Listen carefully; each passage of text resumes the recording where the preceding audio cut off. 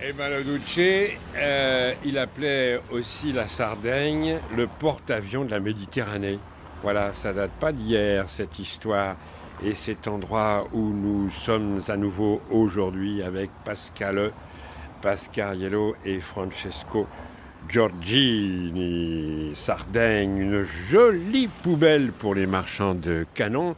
Hier, on a découvert, pour moi en tout cas, pour ma part, et je pense pour pas mal d'auditeurs aussi, la Sardaigne derrière la carte postale enchantée. C'est vrai que c'est très très beau, il y a des endroits absolument magnifiques, mais il y a quand même ces 35 000, 40 000 hectares qui sont occupés par l'OTAN, par l'armée italienne, et puis aussi par un certain nombre de grandes figures, de grands acteurs de l'industrie militaro-industrielle pour essayer leurs petits joujoux, leurs armes, leurs missiles, enfin tout un tas de bricoles, parce qu'il faut quand même bien faire des démonstrations pour les clients, il faut les vendre ces choses-là quand même, c'est un gros budget dans notre beau pays. Et voilà, Tipa, qu'on constate des choses bizarres, des tumeurs, des leucémies, des cancers un peu bizarres, des naissances curieuses parmi les animaux d'élevage. Et depuis quelques années, tout le monde s'est mis en route.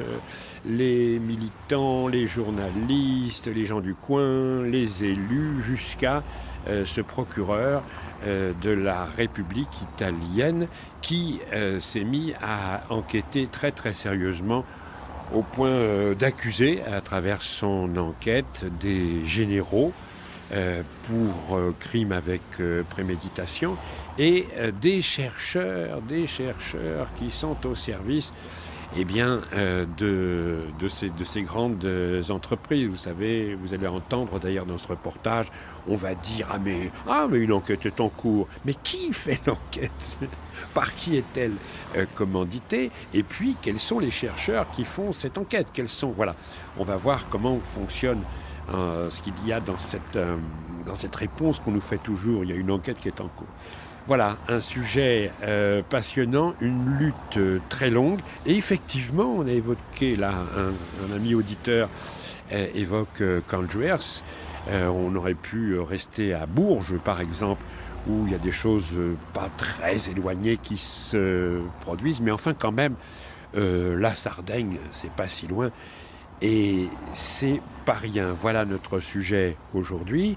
On va beaucoup parler de repères. Il y a des repères qui donnent leurs coordonnées et leurs rendez-vous. Je voudrais rappeler qu'en ce qui concerne les repères, il faut se méfier des contrefaçons. Le vrai repère, c'est le repère de là-bas, si j'y suis. C'est pas le repère de, voilà, je fais une petite fête avec mes copains, je vais appeler ça un repère, ou bien je suis un évangéliste de je ne sais quelle cause et j'organise des repères. Non. La formule, c'est repère de là-bas, si j'y suis. N'oubliez pas. Voilà.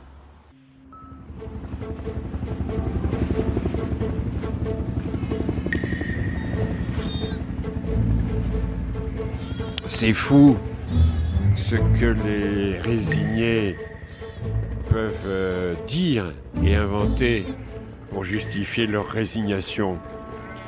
Soit qu'ils ne peuvent pas, soit qu'ils ne veulent pas lever le petit doigt devant un SDF en train de crever de froid.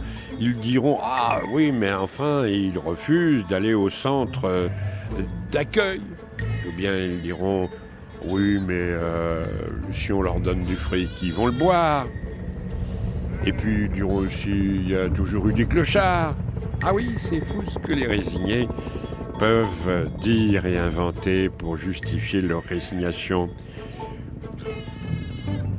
Par rapport à l'endroit où nous sommes en Sardaigne, face à cette hyperpuissance, quoi de plus puissant? L'armée, l'OTAN, les grandes firmes d'armement qui sont présentes face, vous l'entendez, à ces pauvres bergers, à ces quelques moutons épars dans le paysage. Qu'est-ce que ça pèse, ces gens-là? Ils n'y arriveront jamais. Bon, et puis c'est toujours pareil.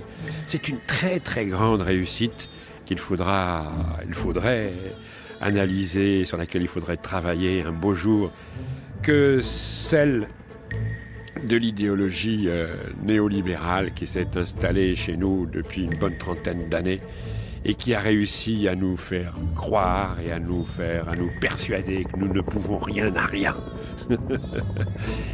Eh bien, c'est faux. Eh bien, c'est faux. Plus on travaille dans la base si j'y suis, plus on bouge, plus on réfléchit, plus on rencontre de gens, on s'aperçoit que c'est absolument faux.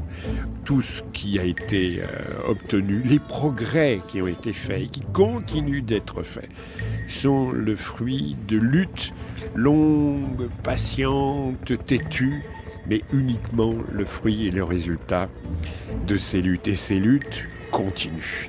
Et là, on est dans un endroit où la lutte continue. Elle est polymorphe, elle vient aussi bien, on l'entend, des victimes que des militants, que des écolos, que des élus, que des médecins, que des vétérinaires, que de ce procureur héroïque qui a quand même non pas condamné, mais qui accuse quelques militaires haut gradés en les nommant par leur nom, ces généraux, et des chercheurs également compromis dans des conflits d'intérêts qui sont nommés aussi dans cette histoire. Bref, quelque chose avance, quelque chose progresse, une confiance revient dans cette petite région du monde qui est la Sardaigne et dont on n'entend pas trop parler, dont on va entendre parler jusqu'à 16h dans Là-bas si j'y suis. Un encouragement, non pas une victoire, mais un encouragement indubitablement. Mais n'oubliez pas, c'est fou ce que les résignés peuvent dire et inventer pour justifier leur résignation.